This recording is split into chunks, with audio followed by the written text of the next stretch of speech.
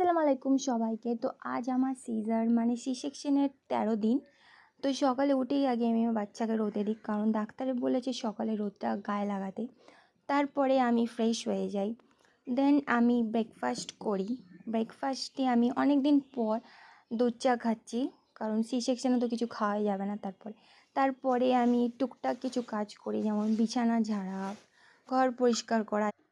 আমি যতটুকু পারি কাজ করার চেষ্টা করি, কারণ কাজ বলতে আমার মা আর আমি ছাড়া আমাদের করার সেরকম কেউই নেই। তো আমার মায়ের ওপর আমি কত কাজ দেবো, তাই না?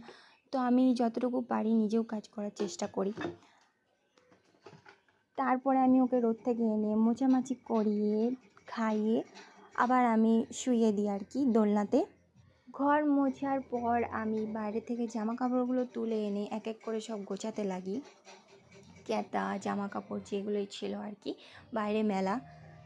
দেন আমি একটা ফেস প্যাক অ্যাপ্লাই করলাম ১৩ দিন পর। এটা চালের আটা আর টক দই মিক্স করে আমি মাখি, এটা খুব শ্যুট করে আমার আর কি। তারপর আমি ফ্রেশ হয়ে লাঞ্চ করে নিই। তো হ্যাঁ, এটাই ছিল আমার আজকের